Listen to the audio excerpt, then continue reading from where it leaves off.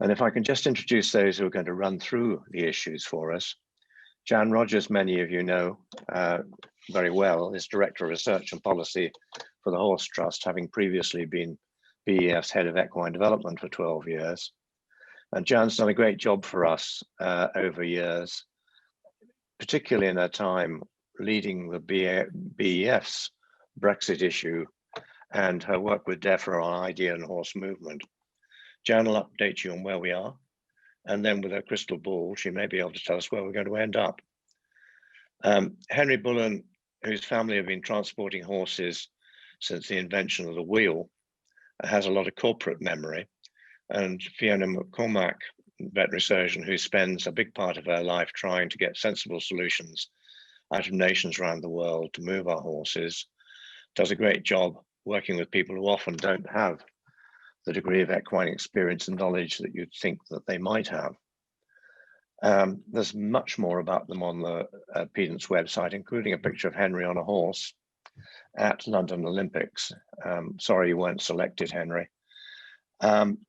So Jan, are you going to put the PowerPoint up on the screen? I am, John. It is short. Don't worry about death by PowerPoint. It's fairly short, yeah. And as I go through, Henry and or Fiona are going to interject where they know more about certain areas than I do. So it'll be, as I say, it'll be quite interactive, and we look forward to hearing your questions at the end and to helping you resolve your outstanding issues where we can. Okay, is that visible to everyone? Yep, then I'll continue. Okay, thanks very much, guys. We're going to crack on now and run through essentially what's going to be different for you in moving horses to the EU from the 1st of January. As John's already said, there will be changes whatever happens, whether there's a free trade deal or no free trade deal. There will be a whole bunch of changes which we need to be aware of, because we are leaving the EU single market and the customs union, and that brings a lot of changes all by itself. So we will become a third country to the EU in the same way that America is, or that we are to America. And I think you need to visualize the movements of your horses to the EU rather like you might do to America, a similar sort of level of complexity, but obviously without the flying. And it is complex. And we recommend, and I'll say at several points during the course of these slides, that it might be helpful to appoint a shipper or an agent to help you, because it is very different to what you're used to. And our advice is not to move horses in at least the first 2 weeks of January. Go, Henry. Sorry, I just say it's like shipping horses to America. Actually, I think we ought to have to take on board. It's a lot more complicated at the moment than shipping horses to America. That we can all do in our sleep. I'm sure everyone on the call is probably involved in it. Whereas the unknowns here mean that it's more like shipping probably to the moon at the moment than to America. So that's a really important thing to bear in mind. Yeah, I think it definitely is. Not to move in the first 2 weeks of January. Yeah, definitely avoid the first 2 weeks of January if you possibly can, or if you need to go, then go in December. We'll talk about this at the end, but that's what we're looking at the moment, because it could lead to, and Henry will explain probably the principal reason why when we get to that point. So the changes are going to be surrounding people, so that's human passports and health insurance, transportation, so vehicle and transporter authorization, horses themselves, pre-export requirements, ID and export health certificates, and then process. So process is now going to involve border control posts, EOI numbers, the IPAF system, which replaces traces, and customs and tariffs, which in this context we haven't been used to for a number of years. There's a whole lot of stuff we're still waiting for, so we'll qualify this presentation by making these assertions from the top of the presentation. We're still waiting for third country listing, so we will be a third country to the EU, but they haven't yet listed us as such. This is in essence a paper exercise, but politically is being withheld at the moment. And whilst we're not officially listed, we cannot move horses at all. Now, the risk of them not listing us is pretty small, but at the moment, as it stands, we are not listed, and it is crucial to be able to move horses full stop. We're basing this presentation on sanitary categorization A. So the last time we might have left the EU without a deal, which was at the end of 2019, we were awarded this category A. And so we are anticipating that because nothing material has changed, that will be the same. And therefore the health arrangements outlined in this presentation are based on category A. I will mention here stud book listing because I'm sure some of you will be thinking about it and may well mention it. Stud books are not listed by the EU, so UK stud books are not listed by them. It's not relevant to us because we have FEI horses, but it could be relevant to, for example, companion horses. And if there's any questions on that, we'll take them separately. So I'll stress again, this advice is for registered FEI horses only. And we're still waiting for full details of health certification process for return to the UK after competition. We don't know that yet. And we're waiting for details of processes for consignments that are refused entry at France border control posts. We don't yet know what that turnaround procedure looks like, although we have been made aware that French authorities will help us as much as possible where it's a documentary shortfall to enable the onward journey. But if it's a health shortfall, they may well turn horses around and return them to the UK. Just admit some more people. We're waiting for details on how to register as operators. So that's vehicle operators in another EU member state. We'll come on to that in a moment. And this presentation doesn't contain details on movements between GB and Northern Ireland because that's still under negotiation because of the Northern Ireland Protocol. So we won't cover that one in this presentation. We're looking at other EU countries, primarily France. What are we advising against? We're definitely advising against moving in the first 2 weeks of January, and we're advising against taking any unregistered horses as companions for now. The reason for that is the rules are very different. There's a lot more documentation required, and there's also different vehicle registration requirements for unregistered horses. So we're saying for the time being, please do steer clear of unregistered horses as companions. What are registered horses? If you don't already know, this is the definition that's included in the regulation, and it's horses, including ponies, registered with an international association or organisation which manages horses for competition or racing, and identified by means of an ID document issued by a national branch of that association or organisation. So the BEF is a national branch of the FEI, issues those documents, therefore your horses, provided they have these documents, are registered horses. And the only other registered horses out of interest at the moment from the 1st of January are polo ponies registered with the Hurling and Polo Association. So we're in a narrow category of registered animals for whom things are, dare I say, in inverted commas, slightly easier. Jan, can I just chip in for a minute? We've Go, had John. quite a few people join. Can you please go on to mute? It does help with the quality of the sound. And if you have questions, please put them into the chat area and we'll deal with them at the end. Thanks. So if we start with people as one of the areas where there are changes, you may be aware that people passports now have to have 6 months remaining to transit the EU, so much as it would have been for other third countries now applies to the EU. So if you have been used to travelling with just a couple of months left on your passport, make sure that you check yours now and see that you have more than 6 months remaining. And if you're going to travel in the early part of 2021, because there are passport office delays for a number of reasons, including COVID, but not exclusively. So do make sure that you have in excess of 6 months remaining on your own ID document before you travel. Can I just jump in there? Yep, go. I would suggest, and I'm sure everyone's already thought of this, I would suggest if you've got just 10 months remaining or a year remaining that you renew it now whilst we're all in lockdown and left at home and not allowed to go anywhere, and then by the beginning of the season then you will be fine, because obviously it's very hard to get two passports nowadays. So I would suggest getting them renewed now if you've got up to a year left actually. Yeah, thanks Henry. And then the e-hit cards pictured there, which we've been used to using, they won't be valid after the 1st of January. Therefore, there's no mutual health insurance available. So you would need to have a look at private health insurance to make sure that you were covered for any accidents, injuries and repatriation. We have had a question about pet passports. There is some detail about this kindly supplied by Fiona in the resources section at the end of these slides, and I'll share these slides with you at the end, about people who might take dogs with them. Again, much more complicated, much more to be done, but I just wanted to flag that one up and under people, because obviously pets are people. And horses, so we're all going to be moving these guys, and now there's a bunch of pre-export requirements. What we're talking about today is for registered horses for temporary export, and temporary export is defined as 90 days or less, so pretty much all competition should fit within those 90 days. So you'll need your ID, so that's your passport with your FEI recognition card, and of course microchipping is mandatory, but then you wouldn't have got your recognition card if you weren't microchipped anyway.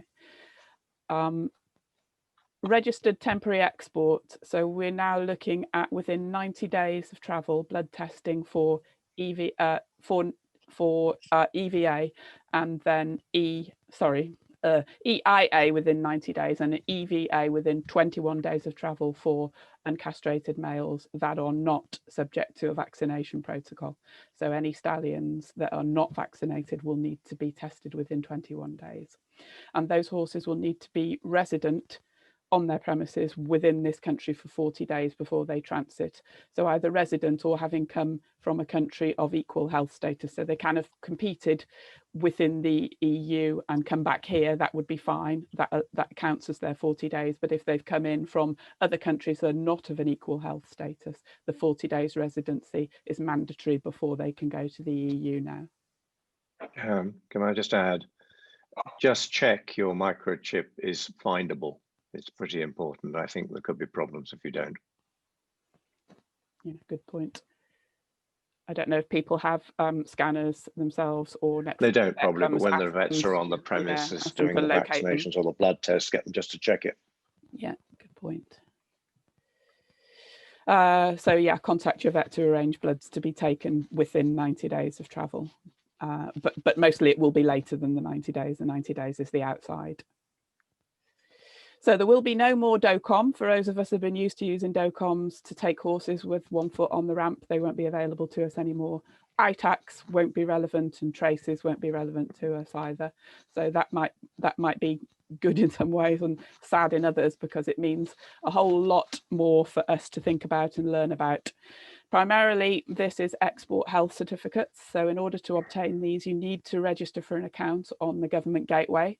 If you just go to the gov.uk and type in export health certificates or click on the link at the end of this presentation, there's a walkthrough process, which means that you will have to register anyway. It's relatively simple to do. And so to set that up for yourself, if you're not having a shipper do it for you, go and create one of those accounts now and have a walk through the process that it would be in order to create export health certificates for your horse's journey. So you need 1 per horse per journey. They last for 10 days. They need to be valid and certified by an OV before you can use them. They don't need crown paper. You can print them on paper at home, but you must take a hard copy with you when you depart from your premises. There's no e-copy option available at the moment. It must be a paper copy. And when you're creating the EHC online, you need to select the transit countries. And that will mean that the certificates that you print will be in the relevant languages. So the country of arrival and the ultimate country of destination is different. The document will need to be produced in those languages, but will be if you tick the right boxes when you go through the online process. Important thing to do is to select your official veterinarian from the online list before creating your EHCs, so that they can stamp and verify the results of the blood tests. And I specify find your OV now. The list that's supplied online isn't complete at the moment, and some of the ones on there are no longer actually operating, we hear. So that's why we're stressing the list that's online, don't trust it to be entirely accurate, because it is still in a process of being built. So find your OV and build a relationship with your OV now, because you're going to need them a lot. So make them your mates and find yours now. The OV will charge for the certification service, but the EHC process online is free. And then you'll find the links at the end of this presentation for further information. Anything to add there, John or Henry? or Fiona? No. No, I just a slight worry about the OV list, that's all. Yeah, I believe it isn't up to date, John, but I think the more I don't people think it that is. go on there and check it out and try and resolve the issues now while there's still time, the better. So that's why I'm stressing that it is a risk that it isn't up to date, but we still have time to try and deal with that. So EHCs need to be applied for after 10, so 7 to 10 days before departure. That's the latest you can do them. And as I said before, the OV must attend to certify your horse's health status, inspect your horse, look at the bloods, sign and stamp it the day before departure. So that for registered horses, this can be done the day before. For other horses, it has to be done on the same day. Not sure what that means for 3 a.m. departures, but you can have it done the same day. So it means a lot of planning ahead, whereas you might have been able to leave things to the last minute. That finding the OV, getting the certificate, getting them on your premises to get that stamping done the day before the horse goes is crucial. Again, further information at the end of this presentation and links. So on process, if you're not going to use a shipper to do this for you, you need an EOI number. So that's an economic operator registration and identification number. It's a HMRC unique identifier code. Jan, sorry, just to jump in there, you do need to have an EOI number. Everyone should apply for an EOI number. Okay, so if shipper's doing the paperwork for you, you will use your EOI registration to prepare that. Is that right? I would use the individual's EOI number. So whoever the actual owner or exporter is, it'll be their number on that document. So if you're moving horses, you heard it there from Henry, you need to go online and create this number for yourselves. I've been advised by DEFRA that many people think they've already got them, but that might be an old style one. The new ones all have GB at the forefront of your 12-digit code. So make sure that yours has the GB in front if it doesn't go in and create a new one. This can take 5 working days, so it's advisable that you go ahead and do that now and get familiar with that system. If you don't have one, your goods will be delayed. Goods being horses will be delayed at customs, and you need one whichever way you're moving your horse by. Anything else, Henry, on that? Nope.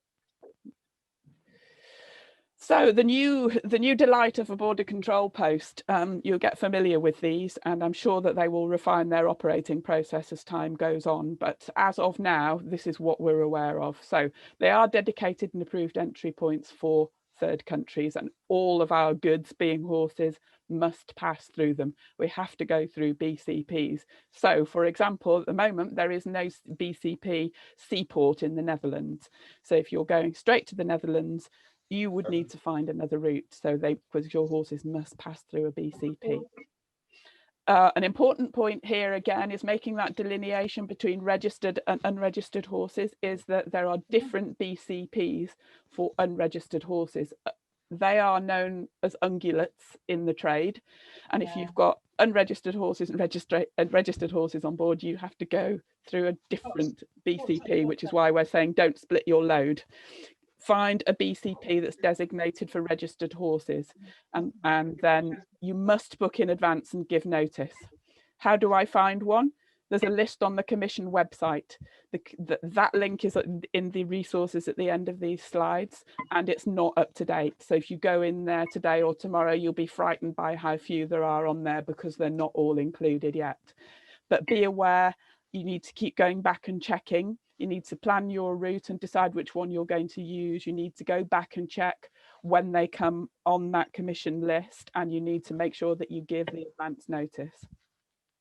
So the BCPs we understand will be ready from the 1st of January are Calais, Coquel, which is at the other end of the Eurotunnel if you're travelling via the Eurotunnel, Caen, Cherbourg, Dieppe and Saint-Malo. We've been informed by government that those ones will be ready by the 1st of January. Can I just chip in there? Go ahead. I don't know, Jan, whether you've heard about the one at Calais. I was making some inquiries today, and there's not a lot going on at Calais. At the Eurotunnel that has been built, it was built earlier in the year.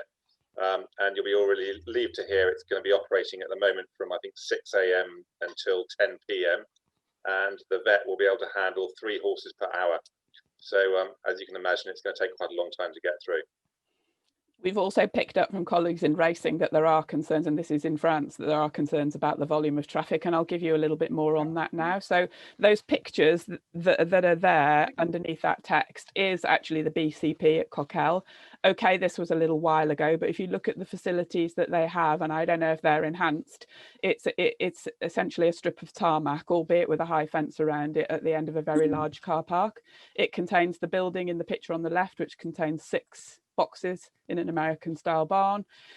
If you imagine exactly as Henry says, unloading horses, putting them in there, having those physical checks carried out is going to take time, and they're not going to be able to, they're going to have to unload one lorry, put them into the barn, inspect them, put them back on the lorry, disinfect it and move them on. So that's biosecurity without COVID.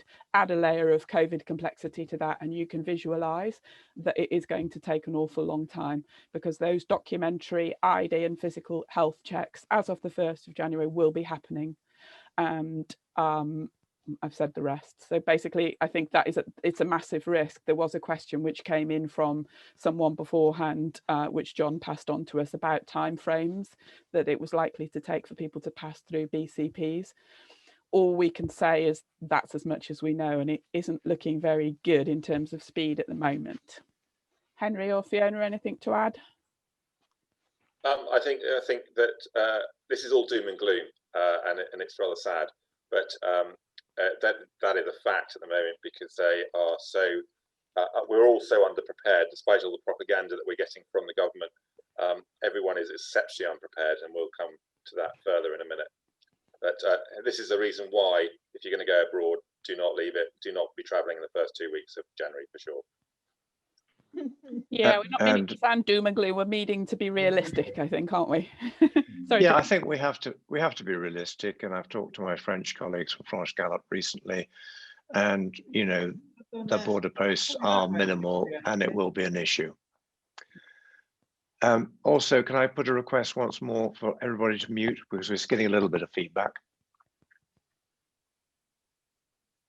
Thanks, everyone. Thanks, Jan.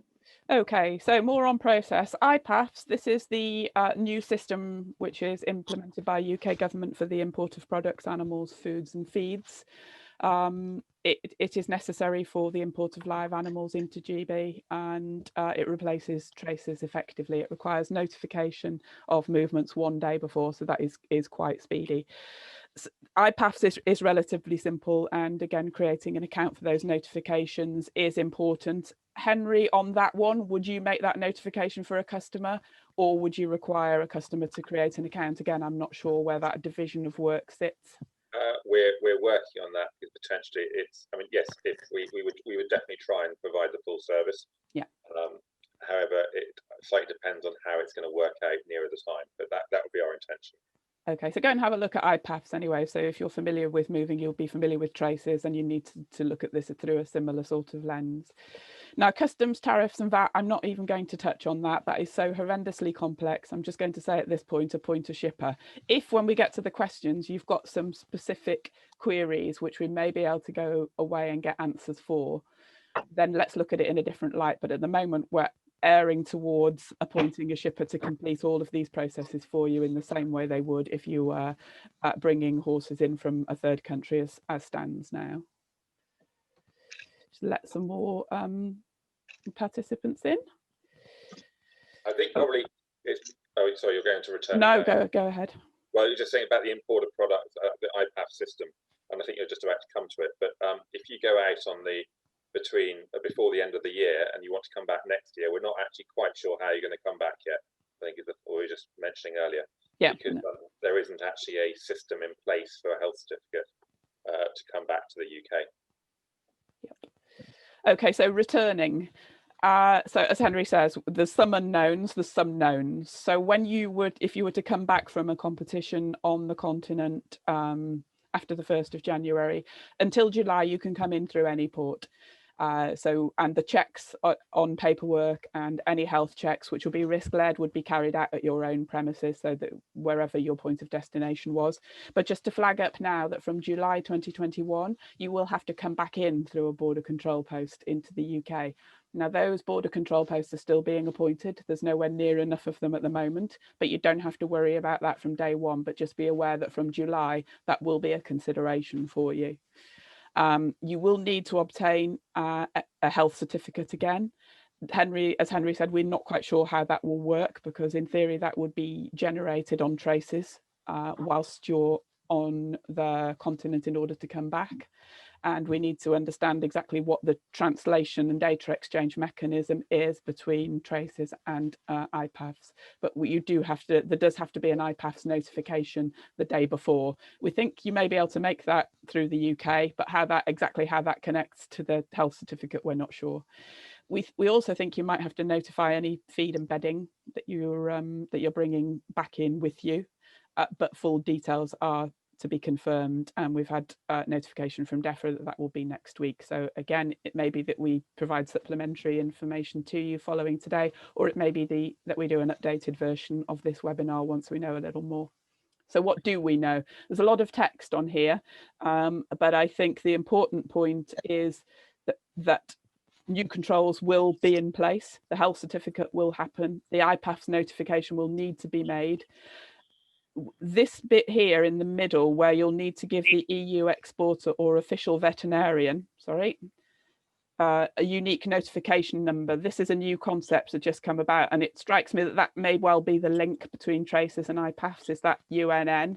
But since we haven't had a chance to try it, I'm not exactly sure. That might be the connection between the document that you get, the health document you get when you come back from the continent into the UK.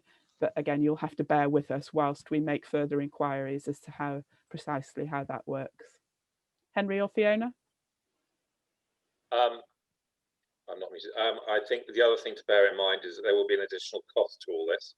So currently, if we import a horse from America that goes through Stansted Bit, you're paying a minimum of £70 per horse for that DEFRA or the APHA inspection. So I'm not quite sure yet how that's going to tally when we get to coming back in here, but also when you go through the border control posts in France, I have no doubt that there'll be a fee for that as well. Yeah, to be fair, it's one thing we haven't flagged up here is the additional cost. I suppose it goes without saying, and something that definitely should be borne in mind. I don't think it's a joke at all. Okay, so customs, tariffs and VAT. As you can see, I just clipped these green caps from a presentation that DEFRA gave earlier in the week. And it's not my area of expertise, because it's really not DEFRA. It's more other government departments with whom I don't liaise so much. So I'm not going to try and interpret it. I'm just going to say, have someone do these declarations for you. Now, I will ask Henry at this point, because some of them I think can be smoothed by the Atakarna, can't it, Henry? Absolutely. I was about to say that's probably the better option at the moment. Again, it's going to be the Atakarna is a well-tested customs document. I think probably most people have already had one or may have been involved in one. But we don't quite know how the new system is going to work. So that potentially, if you don't have a carnet, you're going to have to put down a bond when you go into France, or some form of guarantee, as in a financial guarantee. So I would suggest in the first instance, we all used ATA carnets and see how that went. They can be valid for a year. And that's based on, there's an issuing fee in the region of, I think about £300, plus the value, there's a guarantee on the value of the items listed on it. And at the percentage, we don't know what the percentage guarantee is for the EU yet, but that would be probably a safer way to operate in the beginning. But if it as we get closer, hopefully we'll get more information. And it might be simple, but currently that's the most obvious way to move forward. Okay, so that's the way we're leaning towards. And as I go, we'll supply more information as and when it becomes available. So transporters, so this is an additional area of complexity, which I'm going to, again, hopefully defer to Henry, who knows a little more than I do. The operator licenses and permits need to be obtained before departure, and it may be that ECMT permits are required. There's since reading the border operating model and Operation Brock, an app is being developed called Smart Freight, or the SF app, which allows you to check all your documentation is in place before you get to the port effectively. If it isn't, you could be held at, what's the airport, Henry, where people are held on the Manston Airport? Yeah, Manston Airport. You could be held there until your documentation is in order, which is not ideal with horses on board for sure. And then part of that Smart Freight app is a Kent access permit, which means that you can get transit through Kent and not be held up. More info on that later. I'm still looking up about the Smart Freight app. It could be quite a handy thing. There's not much information on it available, but again, it's one of those things that will help you check everything is in place. And what that may then mean is that the live animals may, and there's a big may over that, be prioritised and batched in convoys if everything is in order and Operation Brock is activated. So if all the lorries are stacked on the M20 towards the ferry port, it may be that if your SF app ticks that you're clear to go, you might be able to be batched and prioritised down the M20 to the port. The only problem is that you'll have to queue at Calais to be able to get through that 3 horse per hour border control post, but that's just another problem. Yeah, when you get to the other side. Yeah. Do you have anything else to say on transporters, Henry? I have to say it's not. No, I'm now going to be really negative, I'm afraid. So you'll see here that UK issued transport authorisations and certificates of competence. UK ones are no longer valid in the EU, and the EU ones will no longer be valid in the UK.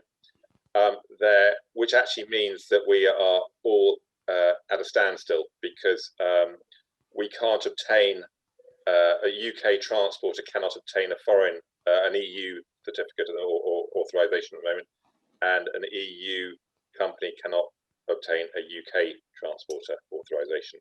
So actually, on the 1st of January, really the only way is to walk the horse onto the train or to the boat, and then walk it off the other side and put it onto a French transporter or a foreign transporter, an EU transporter.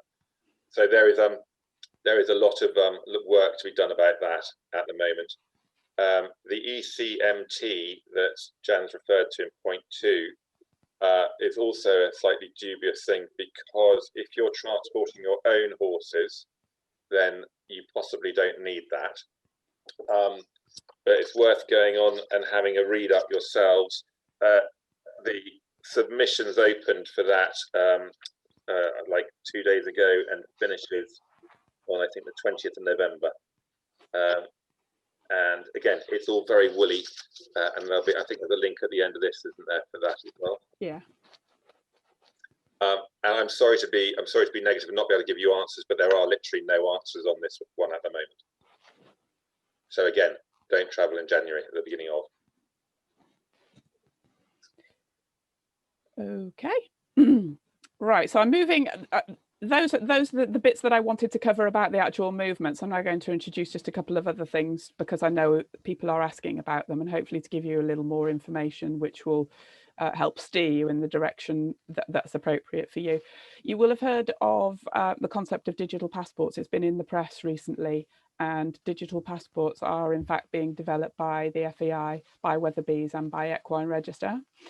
The idea of these is that they replicate what's in a paper passport, but the current regulation means that paper passports have to continue to exist, and that's still enshrined in EU animal health law, which comes into force in April 2021. The implementing act for equine ID, which comes into force under the animal health law, does have the provision in it for digital identification. So it's not hard to see that in the near future, paper passports may be turned into digital ones, which will help with travel. What I wanted to say is that definitely won't be the case from day one, definitely not. But the idea of digital ID and being able to evidence for horses biosecurity environment, evidence for horses vaccination status, evidence and a whole number of other things on a digital platform which could be accessed by ports, by customs, by other bodies, APHA as required, is obviously something which would streamline these movements and make things much easier for everyone in the long run. There is a question over if there are 3 types of app, what the data exchange between them would be. In other words, we wouldn't particularly want to be asking vets to input vaccination data into all 3. So there needs to be some discussions about data exchange and priority and so on. But I wanted to let you know that digital passports are very much on the cards, but not from day one.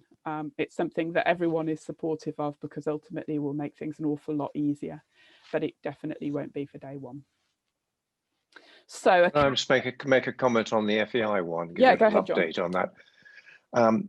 It has been tried out well. When Weatherby's ran theirs out, there were a lot of issues, and Beaver have been recently looking at these and feeding back on them. The FEI is going to run out their electronic passport through British Vets, through Beaver, to give it a good trial before they go live with it. And I think that's very wise. It would be nice if it had been in place for now. My expectation is that this will take us into the middle of next year. But I think it's better that they do it and get it right, and it links and does its job, than they rush it just because of Brexit. Yeah, I think that's spot on, John. I think to introduce this at a time when, as we've discussed, everything is inherently complex and there's so many unknowns anyway, and I think that this would just be a layer of difficulty, which I think is much better waiting for when the systems have been smoothed over a little bit. So yeah, we're all extremely supportive of it, but it won't be from day one. Okay, so I just thought what I'd do is prepare a slide for a countdown. Although we're telling people not to move on the 1st of January, this is just to give some context what you might do in order to have to leave if you were. So you'd need to check your own passport today to make sure that it has sufficient time left in it. As Henry said, if it's got 10 months or less, go right now and apply for a new one. Do it now whilst we're in lockdown and there's time. Horse residency, so if for registered horses for temporary export 90 days, the residency period would start from the 1st of November unless they've come from somewhere of equal health status, for example, just been competing in the EU. So from the 21st of November, those horses would have to be resident on your premises. Find and book your OV now, as we mentioned at the top of the slides. Build a relationship with the OV because you're going to need them a lot, and let's help to streamline and improve that list of OVs which currently exists, which isn't bang up to date at the moment. Create your export health certificate online, as Henry said. They would be, oh no, that was EOI, wasn't it, Henry? But so create your accounts online, basically. So when you do appoint a shipper to do your paperwork, the bits that you need to do can be passed across to the shipper to complete the process for you. Actually, sorry, just so you don't have to create your own, if you don't want to, you don't have to create your own account. If you appoint a shipper, they can do the whole lot for you.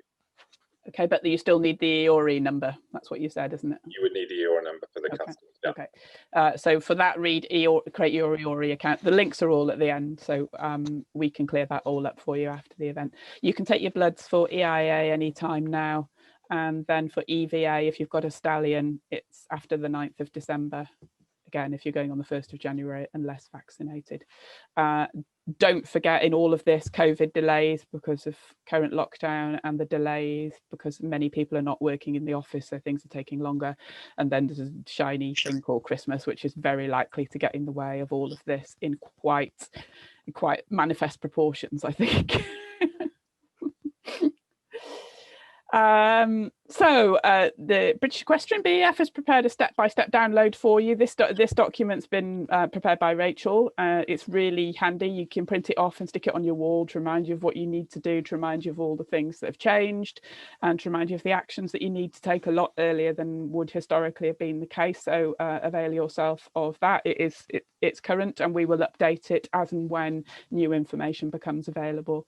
It links to DEFRA's website. It links to all the Brexit information on the BEF website as well, which will be updated as required. And so I'm just going to skip quickly through the links and resources pages. So what I've done is I've added a load of things to these slides, and these slides will be available to you. So there's all sorts of links there about the EHCs. The road haulage links, which Henry mentioned, are there.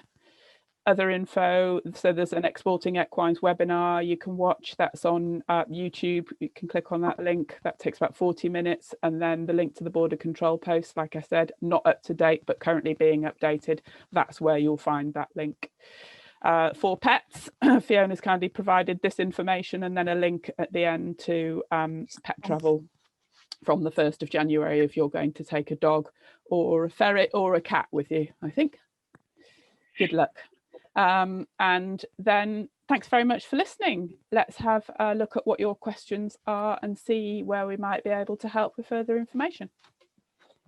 Jan, can I just add one thing? Sorry, I didn't want to interrupt you. No, go ahead. Just for EVA, for the stallions, just don't rely on the vaccination history without having it checked. So if you have a stallion that you're moving and you want to rely on that, just ping over the EVA vaccination history to your shipping agent to check it, because there's really strict guidelines about how those vaccines should have been started in the beginning. So it's not just a kind of simple case of if you're vaccinated for EVA, you can meet the requirements. It's a little bit more complicated. Yeah. Can I add to that, Fiona? I think, you know, the thought that vaccination is an easy option for stallion owners perhaps should be at least reviewed, because if they are vaccinated, then do they not have to go for a lot of testing before they can be used? Yeah, they do. So it's kind of more complicated than that as well. They have to be isolated as well. So, and then you need to have that all declared by a vet at that time so that you can transfer it into the health certificate every time you need it. So yeah, definitely touch base with your shipping agent. Not an easy option. Not an easy option at all. If they're already vaccinated, send the history to your shipping agent to check. And if you're thinking about getting them vaccinated, check with your shipping agent how you should do that before you do it. Don't vaccinate until you've checked.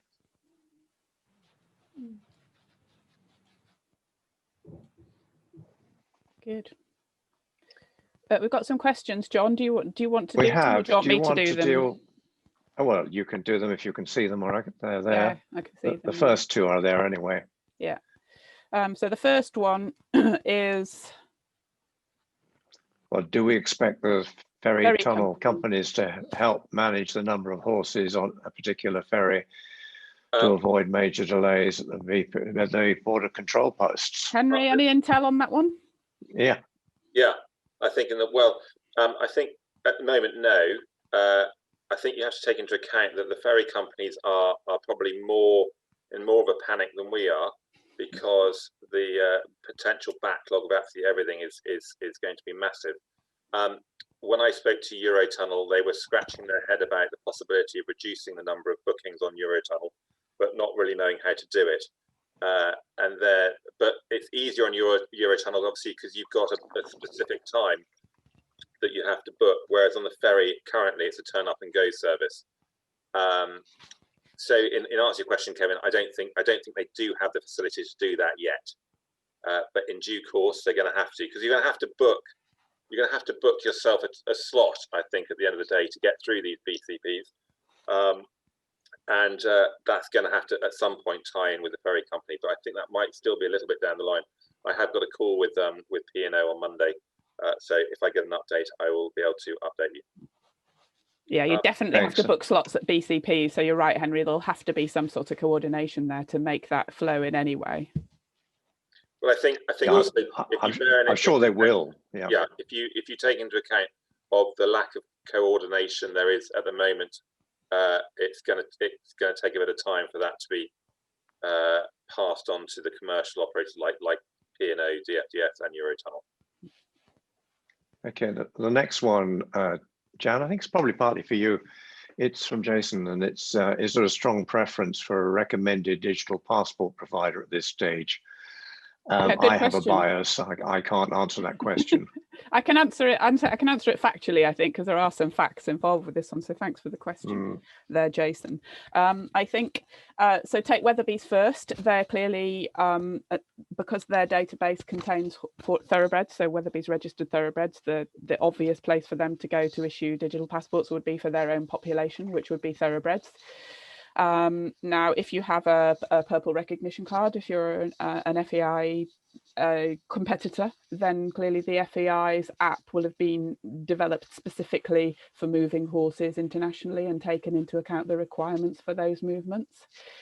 And then if you take the third one, which is the Equine Register's digital stable, I think that's well set up to cope with horses that are at the moment resident in the UK, since they haven't as yet, I imagine, thought about transit in the same way that the FEI had. So we're not in the position of having to make decisions yet, but I think there's something around that those decisions are going to have to be made. So if you take the scenario of something which has a horse on the central equine database, which is also a thoroughbred, which is also an eventer, in theory, that horse could choose which one. And so some decisions amongst those providers and data guardians will have to be had as to which one actually delivers the service. That doesn't answer your question, but I think it raises a whole more relevant questions, a whole more relevant one. It does. Yeah. And there is a point that FEI horses will all be going on to the FEI passport system eventually. That is the So I think for the population that we're talking about today, it will be more likely than anything to be the FEI provider. Yeah. Next one, Kevin. Anything going into or out of the EU will require customs. So as soon as you leave the UK borders, regardless of whether it's temporary or permanent, it will have to go through the BCP, and there is customs involved. So it's just like bringing a horse in from the States or sending a horse to the States or any other non-UK country now. So we are no longer any way customs associated with there's no longer that free trade agreement.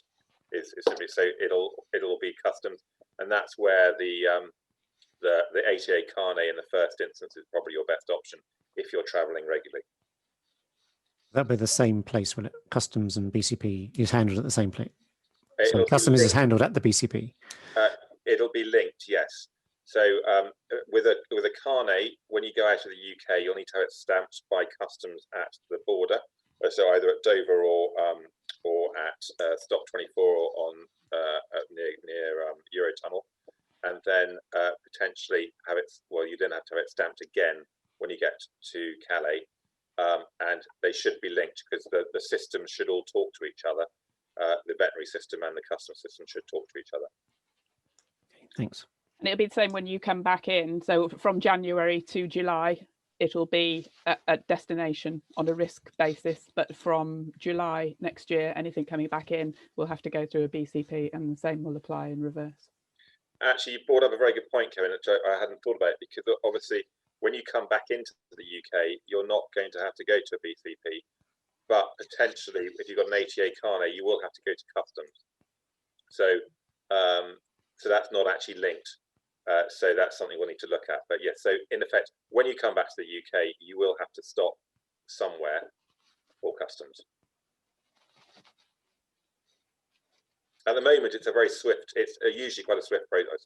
At the moment, it is a swift-ish process. But if you imagine, we're going to be the amount of the increase in customs is massive, so it will take a while potentially. Okay, I mean, I had a few questions in advance. Most of those you've covered very well, I think, Jan, in your presentation. There is one here that interested me, and it's not really a Brexit-related question, and that is about passport changes under new animal health legislation. Do you want to comment on that? It's sort of outside the Brexit conversation, but it is an interesting question. What's the specific question, John? What changes will they have to make with their passports under the new animal health laws, if any? Yeah, none, none okay. As it stands. as I mentioned under the digital passport section, under the animal health law, the identification bit does allow for them to be digital. So that is, you can see that that's on the cards and on the horizon at some point. But as when EU animal health law comes into force on the 21st of April next year, there'll be no immediate changes to passports. Another one from Heather: if we move horses before the 1st of January to Holland to be based there, what happens then after the 90 days? And that's a good question. Well, I can answer that because currently we don't know how to bring a horse back from Europe into the UK anyway. So I think, Heather, you've already moved yourself to, you're already there. But you're not coming back.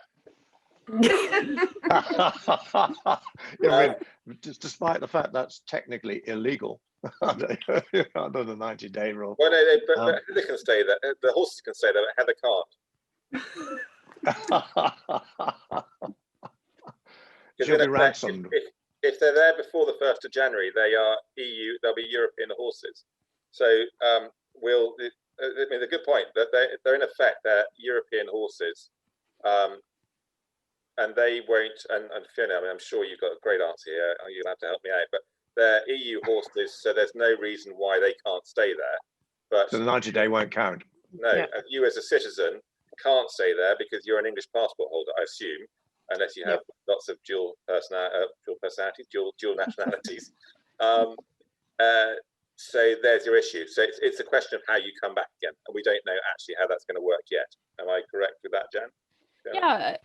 We're not imposing as much. So if the horses were to come back before the 1st of July, they could just come back in with a health certificate through any port because they don't have to come back through a BCP.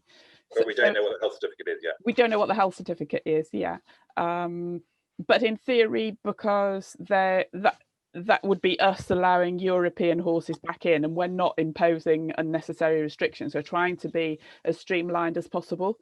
So I would think the journey to come back from Europe to here would be an awful lot simpler, even if it's over the 90 days. We can't specify what it is, but we know what their health status is, and we're not imposing any unnecessary restrictions. So I would say that would be relatively simple. And that's certainly what's been implied by DEFRA, isn't it, in their papers, who just haven't said they haven't quite dotted the I's on that one yet. But I think if we were to give this presentation, hopefully in another 4 weeks, we could be a lot more positive about these things, John. The reason for us highlighting them is because we don't know the answers. I think when we do know the answers, we could hopefully sound a lot more reassuring. Jan, is there anything else you want to wrap up on here? I mean, it's a big issue. We probably worried them all to death. My feeling is that we're right to do that because it will be very difficult and there'll be a lot of problems in the early stages. I think we're also right to think that we'll work our way through this one and it will get a lot easier. But do you have anything you want to wrap up on?